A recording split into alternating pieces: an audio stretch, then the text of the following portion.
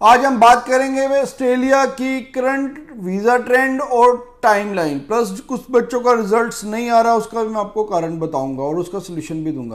Bells Overseas, the sound of your future. Hello everyone, मैं Kapil Bhatia bells overseas से। Bells overseas से आप कोई भी study visa assessment free of cost करवा सकते हैं 6292062920 पे कॉल करके। तो ऑस्ट्रेलिया का करंट वीजा ट्रेंड क्या है और टाइमलाइन क्या है।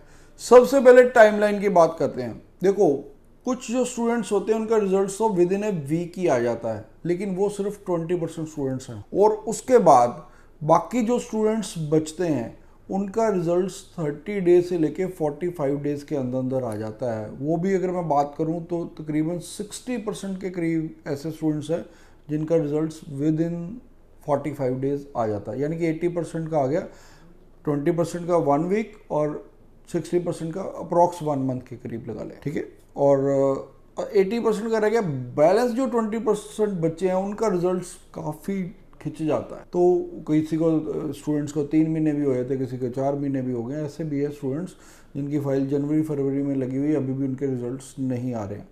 तो वो ज़्यादातर स्टूडेंट्स कौन होते हैं? वो ज़्यादातर स्टूडेंट्स होते हैं जो कॉलेजेस में अप्लाई करते हैं। कॉलेजेस वो भी स्टैंड अलोन कॉलेजेस। मैं टेप कॉलेजेस की बात नहीं कर रहा, मैं उन कॉलेजेस की बात नहीं कर रहा। यहाँ D2D प्रोग्राम होते हैं, जैसे लैपटॉप कॉलेज की लैपटॉप यूनिवर्सिटीज़ हैं, जिन कॉलेज यूनिवर्सिटीज़ के ही अपने कॉलेजेस हैं जहाँ D2D होता है, mainly diploma leading two degree, उनकी बात नहीं कर रहा। जो स्टैंड अलोन कॉलेजेस है, जो खाली प्राइवेट कॉलेजेस है, सिर्फ वो अपने ही उनके अपना ही कॉलेजेस की एक ब्रांच ही है, तो उन कॉलेजेस में प्रॉब्लम आ रही है। जो प्राइवेट कॉलेजेस है, चाहे उनकी 2-3 ब्रांचें भी होंगी, लेकिन उनका फर्दर एफिलिएशन नहीं है किसी यूनिवर्सिटी के साथ, उनके रिजल्ट्स ज़्यादातर लटक रहे हैं, जो मैंने अभी तक ऑब्जर्व किया है।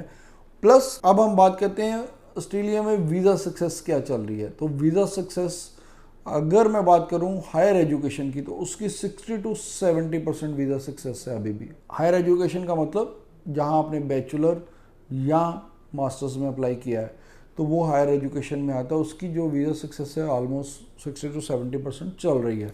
लेकिन अगर हम बात करें वेट सेक्शन की, वेट सेक्शन यानी कि जो अपने डिप्लोमा प्रोग्राम में अप्लाई किया हुआ है, उनकी वीज़ा सक्सेस बहुत ही डाउन है। मैं बात करूँगा खाली 10% भी नहीं होगी, 10% भी वीज़ा सक्सेस नहीं है उनकी।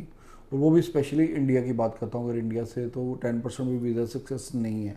तो इसलिए जो ओवरऑल वीज़ा सक्सेस रह जाती है वो ऑलमोस्ट 50 to 60% ही रह जाती है। लेकिन फिर भी मैं स्टूडेंट्स को कहूँगा कि जुलाई इनटेक, जैसा कि ऑलरेडी गवर्नमेंट ने अनाउंस कर दिया कि अब कैपिंग अभी नहीं होगी। जब से यूनिवर्सिटीज़ की मीटिंग हुई है ऑस्ट्रेलिया की गवर्नमेंट से, इमिग्रेशन मिनिस्टर्स थे जिसमें एजुकेशन मिनिस्टर भी थे, तो तब से कहीं ना कहीं एम्बेसी जो ऑस्ट्रेलिया का हाई कमीशन है उसकी तरफ से पॉजिटिव रिजल्ट्स आ रहे हैं। कैपिंग डिले कर दिया है और उन्होंने कहा कि अब हम नेक्स्ट जुलाई इनटेक या अगले इनटेक्स में रिजल्ट्स भी बेटर देंगे। बट अब हमें आने वाले टाइम में देखना पड़ेगा कि क्या वो रिजल्ट्स बेटर दे रहे हैं या नहीं दे रहे, क्योंकि पहले तो उनको सिर्फ एक काम करना था कि उनको स्टूडेंट्स कम बुलाने थे ऑस्ट्रेलिया में, इसलिए उन्होंने अननेसेसरी भी कुछ जेन्युइन स्टूडेंट्स को भी रिफ्यूज़ किया है। तो लेकिन अब हमें देखने को आया कि कुछ एक वीक प्रोफाइल्स के भी अब हमने रिसेंटली वीज़ास देखे हैं, तो उससे लग रहा है कि कहीं ना कहीं शायद आने वाले टाइम पे ट्रेंड पॉजिटिव होगा। लेकिन अभी हम कुछ कह नहीं सकते ऑस्ट्रेलिया का, जब तक कि वो रिजल्ट्स पॉजिटिव देने आगे भी स्टार्ट नहीं करते। फिर भी